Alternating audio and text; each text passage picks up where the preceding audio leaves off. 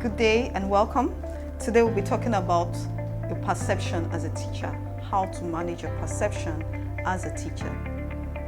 The truth is, perception of the general public about teachers today is actually not the best. And I will say this is largely due to our own responsibility. A lot of times teachers do not present themselves as professionals. Many times we do not put our best foot forward.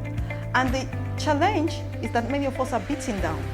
You cannot paint for me a picture you do not see. So in the first instance, how do you perceive yourself as a teacher? Understanding your own perception of yourself as a teacher and managing that adequately would help you manage the perception of others of you. Now, who is a teacher? That's my first question to you. Who would you define a teacher to be? I would like to define a teacher as a knowledge professional. Somebody you can refer to as a knowledge consultant, and somebody who you can say is a custodian and disseminator of knowledge. But more importantly, I would like to say that a teacher is a salesperson. Yes, you are a salesperson as a teacher because you are selling at every point in time. You're selling yourself first and foremost to your parents and learners. You sell yourself to them as the best teacher they could have. So in the first instance, they must buy into you before they can buy into the knowledge you are actually trying to disseminate. So it's important. We all know that feeling of when you have a teacher you don't like. Somehow you end up not liking that subject. So the first thing you need to sell to your learners is yourself. So you are a salesperson. You are selling yourself, and then you're also selling your knowledge. So we need to change our perception of who a teacher is and to begin to see ourselves as professionals and to begin to see ourselves as people involved in the process of sale.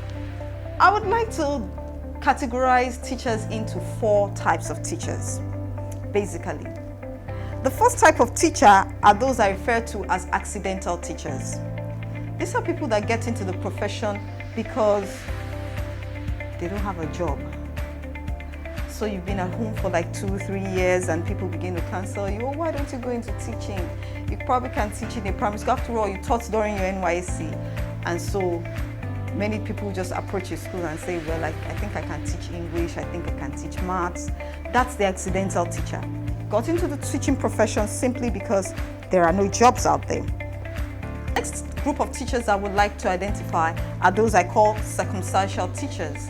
These are people that somehow got into the teaching profession because something happened, some circumstances.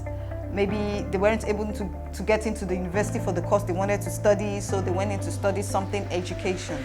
Or they couldn't get into the university, they couldn't get into the polytechnic, so they found themselves in the NCE. And that's how they got into the teaching profession.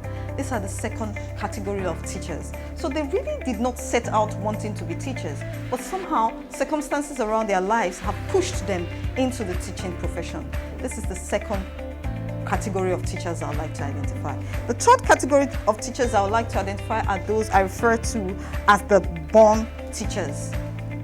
These are people who, probably from a tender age or something of that nature, you hear your friends, your colleagues, people say to you, oh, you know how to teach. When you explain, I just get it. You are so good at it. Why don't you consider a profession in teaching? People who have that ability, that innate ability to teach people, to pass across knowledge to people, to impact people. And this group of teachers are actually very effective at what they do. They are the people I refer to as the born teachers. Now the fourth category, which I love the most, are the teachers by choice. These are the people who decided of their own volition to go into the teaching profession.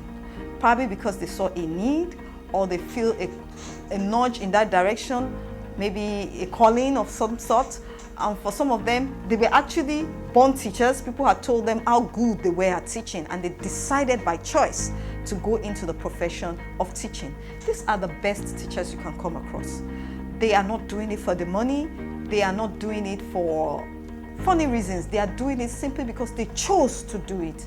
And these are the ones you meet in the classrooms, and they are not frustrated. So this is where we should be as teachers.